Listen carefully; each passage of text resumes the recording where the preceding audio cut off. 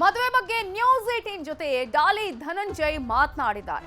ನಮ್ಮ ಅಜ್ಜಿ ಬದುಕಿದ್ದಾಗ ಅವರಿಗೆ ಹುಡುಗಿಯನ್ನ ಪರಿಚಯಿಸಿದ್ದೆ.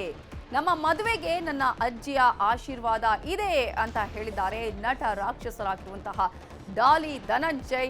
ಇತ್ತೀಚೆಗೆ ಅಷ್ಟೇ ತನ್ನ ಮದುವೆಯ ಬಗ್ಗೆ ಹೇಳ್ಕೊಂಡಿದ್ರು. ಹುಡುಗಿ ಯಾರು ಅಂತ ಪರಿಚಯಿಸಿದ್ರು. ಮದುವೆ ಯಾವಾಗ ಅನ್ನುವಂತಹ ವಿಚಾರವನ್ನ ಕೂಡ ಹೇಳ್ಕೊಂಡಿದ್ರು. ಸೊ ಮದುವೆ ಆಗ್ತಿದ್ದೀನಿ, ಎಲ್ಲಾ ಅಭಿಮಾನಿಗಳಿಗೆ ಊಟ ಹಾಕಿಸ್ಬೇಕು ಅಂತ ಹೇಳೋದ್ರ ಜೊತೆಗೆ ಶಿವಣ್ಣ ನನ್ನ ಮದುವೆ ವಿಚಾರ ತಿಳಿದು ಸಂತೋಷ ಪಟ್ಟರು ಅಂತ ಹೇಳಿ ನ್ಯೂಸ್ 18 ಜೊತೆ ಮಾತನಾಡ್ತಾ ಡಾಲಿ ಧನಂಜಯ್ ಅನೇಕ ವಿಚಾರಗಳನ್ನ ನ್ಯೂಸ್ 18ಗೆ ಹಂಚಿಕೊಂಡಿದ್ದಾರೆ.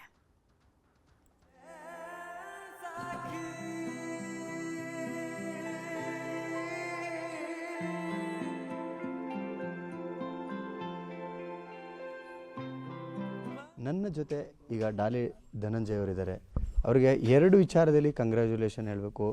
ಮೊದಲನೇದು ಅವರ ಜೀಬ್ರಾ ಸಿನಿಮಾ ರಿಲೀಸ್ ಆಗಿದೆ. ಇನ್ನೊಂದು ಏನಕ್ಕೆ ಕಂಗ್ರ್ಯಾಚುಲೇಷನ್ ಹೇಳ್ತೀನಿ ಅಂತ ಅವ್ರನ್ನೇ ಕೇಳ್ತೀನಿ. ಸರ್, ಮೊದಲನೇದು ಜೀಬ್ರಾ ಸಿನಿಮಾಗೆ, ಇನ್ನೊಂದು ಕಂಗ್ರ್ಯಾಚುಲೇಷನ್ ಹೇಳಬೇಕು ಅಂತ ಇದೆ. ಅದು ಏನಕ್ಕೆ ಅಂತ ನೀವೇ ಹೇಳ್ಬಿಡಿ. ಎಲ್ಲ ಕಡೆ ಹೇಳ್ತಾ ಇದ್ದಾರೆ ಕಂಗ್ರ್ಯಾಚುಲೇಷನ್ಸ್ ಅಂತ. ಅದೇ ಯಾವ ವಿಚಾರ? ಮದುವೆ ಆಗ್ತಿದೆಯಲ್ಲ ಅದಕ್ಕೆ. ಸೊ ಅಂತೂ ಇಂತೂ ನಮ್ಮ ಬಡವ ರಾಸ್ಕಲ್ಗೆ ಕಂಕಣ ಭಾಗ್ಯ ಕೂಡಿ ಬಂದಿದೆ. ಅದಕ್ಕೂ ಮೊದಲು ಫಸ್ಟು ಜೀಬ್ರಾ ಬಗ್ಗೆ ಮಾತಾಡಿ ಆಮೇಲೆ ಮದುಮಗ ಅನ್ನೋ ಸಿದ್ಧತೆ ಹೇಗಿದೆ ಅನ್ನೋದ್ರ ಬಗ್ಗೆ ಮಾತಾಡ್ತಾ ಹೋಗೋಣ. ಹೇಳಿ ಸರ್, ಜೀಬ್ರಾ ಕನ್ನಡದ ಡಾಲಿ, ತೆಲುಗುನಲ್ಲೂ ಡಾಲಿಯಾಗಿ ಅಬ್ಬರಿಸೋಕ್ಕೆ ಸಜ್ಜಾಗಿದ್ದಾರೆ. ಜೀಬ್ರಾ ಒಂದು ಬ್ಯಾಂಕಿಂಗ್ ಸೆಕ್ಟ್ರ್ ಮೇಲೆ ಮಾಡಿರೋಂಥ ಸಿನಿಮಾ. ಬ್ಯಾಂಕ್ ಒಳಗಡೆ ನಡೆಯುವಂಥ ವಿಷಯಗಳನ್ನ ಇಟ್ಕೊಂಡು and at the same time ಒಂದು ಬ್ಯಾಂಕಿಂಗ್ ವರ್ಲ್ಡ್ ಮತ್ತು ಒಂದು ಗ್ಯಾಂಗ್ಸ್ಟರ್ ವರ್ಲ್ಡ್ ಮತ್ತು ಬ್ಯಾಂಕ್ ಹೊರಗಡೆ ನಡೆಯುವಂಥ ವಿಷಯಗಳನ್ನೆಲ್ಲ ಇಟ್ಕೊಂಡು ಮೆಗಾಸ್ಟಾರ್ ಚಿರಂಜೀವಿ ಅವರು ಬಾಯಲ್ಲಿ ತುಂಬ ಹೊಗಳ್ತಾರೆ. ಡಾಲಿ ಅವ್ರ ಬಗ್ಗೆ ಅದ್ಭುತವಾದ ಮಾತುಗಳಾಡ್ತಾರೆ. ಪುಷ್ಪ ಸಿನಿಮಾ ನೋಡಿದ್ದೀನಿ, ಒಳ್ಳೆ ನಟನಾಗಿ ನಮ್ಮ ಇಂಡಸ್ಟ್ರಿಯಲ್ಲೇ ಬೆಳೀತಾರೆ ಅನ್ನುವಂಥ ಅದ್ಭುತವಾದ ಮಾತುಗಳು ಹೇಳಿದ್ರು ಮೆಗಾಸ್ಟಾರ್ ಚಿರಂಜೀವಿ ಅವರು. ಅವ್ರ ಬಗ್ಗೆ ಮತ್ತು ಅವರ ಮಾತುಗಳ ಬಗ್ಗೆ ಅಲ್ಲ, ಖಂಡಿತ ಖುಷಿ. ನಾವು ಅಂದರೆ ಅಷ್ಟು ಸಿನಿಮಾಗಳು ಮಾಡಿರುವಂಥ ಒಂದು ಇಂಡಸ್ಟ್ರಿನ ರೆಪ್ರೆಸೆಂಟ್ ಮಾಡುವಂಥ ಒಬ್ಬರು ಮೆಗಾಸ್ಟಾರ್ ಅಷ್ಟು ಚೆನ್ನಾಗಿ ಟ್ರೀಟ್ ಮಾಡಿ, ಅಷ್ಟು ಚೆನ್ನಾಗಿ ರಿಸೀವ್ ಮಾಡಿಕೊಂಡು ನಮ್ಗೆ ಅಷ್ಟು ಚೆನ್ನಾಗಿ ವಿಶ್ ಮಾಡಿದಾಗ ಡೆಫಿನೆಟ್ಲಿ ಅದು ಒಂದು ಒಳ್ಳೆ ಆಶೀರ್ವಾದ ಅಲ್ವಾ. ಬಡವ ರಾಸ್ಕಲ್ನ ಬಡವರ ಬಂದು ಹುಡುಗರುಗಳು 2 ಸಿನಿಮಾ ರಿಲೀಸ್ ಆಯ್ತದೆ ಅಂತ ಫುಲ್ ಖುಷಿಯಾಗಿದ್ದರೆ, ಎಷ್ಟೋ ಹೆಣ್ಮಕ್ಳುಗಳು ತುಂಬ ಬೇಜಾರು ಮಾಡ್ಕೊತಿದ್ದಾರೆ. ಸಿನಿಮಾ ರಿಲೀಸ್ ಆಗ್ತಿದೆ ಆದರೆ ಡಾಲಿ ಮದುವೆ ಆಗ್ತಿದ್ದಾರೆ ಅನ್ನುವಂಥ ವಿಚಾರಕ್ಕೆ ಸರ್ ಏನಿಲ್ಲ, ಖುಷಿಯಾಗಿದ್ದಾರೆ ಅವರು. ಹೆಂಗೋ ಮದುವೆ ಆಗ್ತಾ ಇದ್ದಾನಲ್ಲಪ್ಪ. ಇಲ್ಲ ಎಷ್ಟು ಜನ ಪಾಪ ನಿಮ್ಮ ಮೇಲೆ ಕ್ರಶ್ ಆಗಿತ್ತೋ, ಯಾರು ನೀವು ಕೈಗೆ ಸಿಗಲ್ಲವಲ್ಲ ಹೇಳೋದಕ್ಕೆ ನೀವು. ಹಂಗೆ ಅಂದ್ಕೊಂಡು ನಾನು ಒಬ್ಬನೇ ಇರೋಕ್ಕಾಗುತ್ತೆ ಜೀವನ ಪೂರ್ತಿ? ಅಲ್ಲ, ಇದು ಹೆಂಗೆ ಅಂದರೆ ಅವಾಗೆಲ್ಲ ಸಿಕ್ಕಿದಾಗೆಲ್ಲ ಯಾವಾಗ ಮದುವೆ ಅಂದ್ಬಿಟ್ಟು ಇವಾಗ ನೋಡಿ ಪಾಪ ಹೆಣ್ಮಕ್ಳು ಬೇಜಾರು ಮಾಡ್ಕೊತಾ ಇದ್ದಾರೆ. ಯಾಕೆ ಮದುವೆ ಆಗ್ತಿದ್ದೀರಾ ಅಂದರೆ ಏನು ಮಾಡೋದು? ಒಂದು ಕ್ಯೂರಿಯಾಸಿಟಿ ಇದೆ ಸರ್. ಒಬ್ಬ ಡಾಕ್ಟ್ರು, ಒಬ್ಬ ಆ್ಯಕ್ಟ್ರು, ಈ ಇಬ್ಬರಿಗೂ ಕನೆಕ್ಟ್ ಆದ ಮ್ಯಾಟ್ರ್ ಯಾವುದು ಸರ್? ಈಗ ನಮ್ಮ ಥರನೇ ಯೋಚನೆ ಮಾಡೋರು, ಒಂದೇ ಥರ ಯೋಚನೆ ಮಾಡೋರು ಸಿಕ್ಕಿದಾಗ ಐ ಥಿಂಕ್ ಅದೊಂದು ಕನೆಕ್ಟ್ ಬಿಲ್ಡ್ ಆಗುತ್ತೆ ಅನಿಸುತ್ತೆ. ಥಾಟ್ ಪ್ರೊಸೆಸ್ಗಳು ಎಲ್ಲವೂ ಒಂದೇ ಥರ ಇದ್ದಾಗ ಅದೊಂದು ಜರ್ನಿ ಚೆನ್ನಾಗಿ ಶುರು ಆಗುತ್ತೆ, ಚೆನ್ನಾಗಾಗುತ್ತೆ. ಈ ಮದುವೆ ಜರ್ನಿಯಲ್ಲಿ ನಿಮ್ಮ ಅಜ್ಜಿಯವ್ರನ್ನ ಎಷ್ಟು ಮಿಸ್? ಯಾಕಂದರೆ ತುಂಬ ಬಲವಂತ ಮಾಡ್ತಿದ್ದಂಥ ಒಂದು ಜೀವ ಅದು, ಹಿರಿ ಜೀವ. ಸೊ ಮದುವೆ ಅನ್ನುವಂಥ ವಿಚಾರ ಅಪ್ಪ ಅಮ್ಮನಿಗಿನ್ನ ಜಾಸ್ತಿ ನಿಮ್ಮ ಅಜ್ಜಿಯವರೇ ಅನ್ಕೊತೀನಿ.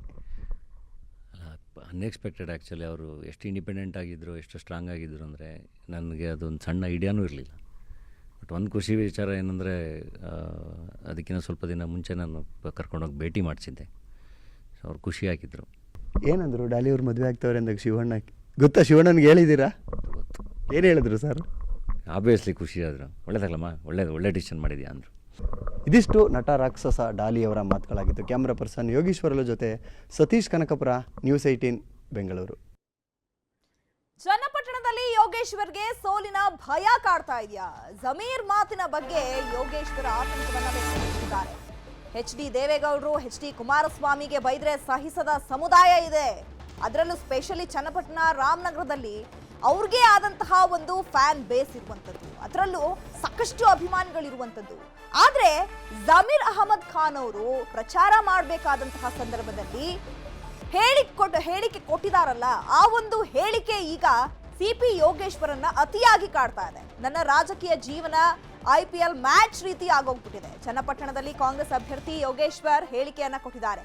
ಜಮೀರ್ ಅಹಮದ್ ಖಾನ್ ಅವರು ಮುಸ್ಲಿಂ ಸಮುದಾಯದ ಮತಗಳನ್ನ ಸೆಳಿಬೇಕು ಅನ್ನುವಂಥ ನಿಟ್ಟಿನಲ್ಲಿ ಚನ್ನಪಟ್ಟಣದಲ್ಲಿ ಪ್ರಚಾರ ಮಾಡ್ತಾ ಇದ್ದಂತಹ ಸಂದರ್ಭದಲ್ಲಿ ಕಾಲಿಯ ಕುಮಾರಸ್ವಾಮಿ ಅನ್ನುವಂತಹ ಹೇಳಿಕೆಯನ್ನ ಕೊಡ್ತಾರೆ. ಅದಾದ ಮೇಲೆ ಸಾಕಷ್ಟು ಬೆಳವಣಿಗೆಗಳು ಆಗುತ್ತೆ.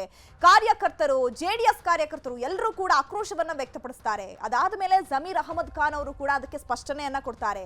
ಈ ಹಿಂದೆ ನಾವು ಕೂಡ ತುಂಬಾ ಆತ್ಮೀಯರಾಗಿದ್ವಿ, ಅದಕ್ಕೋಸ್ಕರ ನಾನು ಕರಿಯಾ ಕುಮಾರಸ್ವಾಮಿ ಅಂತ ಹೇಳಿದ್ದೀನಿ, ಬಟ್ ಇನ್ಯಾವುದೇ ಕಾರಣಕ್ಕೂ ಅಲ್ಲ. ಅವರು ಕೂಡ ನನ್ನ ಕುಳ್ಳ ಜಮೀರ್ ಅಂತ ಕರೀತಾ ಇದ್ರು. ಆ ಒಂದು ಆತ್ಮೀಯತೆಯಲ್ಲಿ ನಾನು ಅದನ್ನ ಪದ ಬಳಕೆಯನ್ನ ಮಾಡಿದ್ದೀನಿ ಅನ್ನುವಂತಹ ಸ್ಪಷ್ಟನೆಯನ್ನ ಕೊಟ್ಟರು. ಆದರೂ ಕೂಡ ಅವರು ಎಷ್ಟೇ ಸ್ಪಷ್ಟನೆಯನ್ನ ಕೊಟ್ಟರೂ ಕೂಡ ಈಗ JDS ವಲಯದಲ್ಲಿ ಆ ಒಂದು ಹೇಳಿಕೆ ಸಾಕಷ್ಟು ತಲ್ಲಣವನ್ನ ಸೃಷ್ಟಿ ಮಾಡಿದೆ. ಇದರಿಂದಾಗಿ CP ಯೋಗೇಶ್ವರ್ ಅವರಿಗೆ ಮತಗಳನ್ನ ಎಲ್ಲಿ ಕಳ್ಕೊಂಡು ಬಿಡ್ತೀನಿ ಅನ್ನುವಂತಹ ಒಂದು ಭಯ ಕೂಡ ಈಗ CP ಯೋಗೇಶ್ವರ್ ಅವರನ್ನ ಆವರಿಸಿಕೊಂಡಿರುವಂತದ್ದು. ನಿನ್ನೆ ತಾನೇ ಮತದಾನ ಆಗಿದೆ. ಈಗ EVM ಮತಪೆಟ್ಟಿಗೆಯಲ್ಲಿ CP ಯೋಗೇಶ್ವರ್ ಅವರ ಭವಿಷ್ಯ ಭದ್ರವಾಗಿದೆ.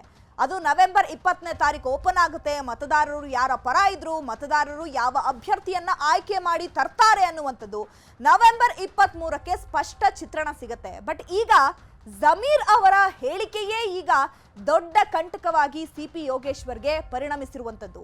ಯಾಕಂದ್ರೆ ದೊಡ್ಡ ಡ್ಯಾಮೇಜಿಂಗ್ ಸ್ಟೇಟ್ಮೆಂಟ್, ಒಂದೊಂದು ಪೈಸೆಯನ್ನ ಕೂಡ ಕಲೆಕ್ಟ್ ಮಾಡಿ ನಿಮ್ಮ ಇಡೀ ವಂಶವನ್ನೇ ಖರೀದಿ ಮಾಡ್ತೀವಿ ಅಂತ ಜಮೀರ್ ಅವರು ಹೇಳಿದ್ರು. ಅದರ ಜೊತೆಗೆ ಕರಿಯಾ ಕುಮಾರಸ್ವಾಮಿ ಅಂತ ಹೇಳಿದ್ರು. ಸಹಜವಾಗಿ ಈ ಒಂದು ಹೇಳಿಕೆ JDS ನಲ್ಲಿ ಆಕ್ರೋಶಕ್ಕೆ ಕಾರಣವಾಗಿದೆ.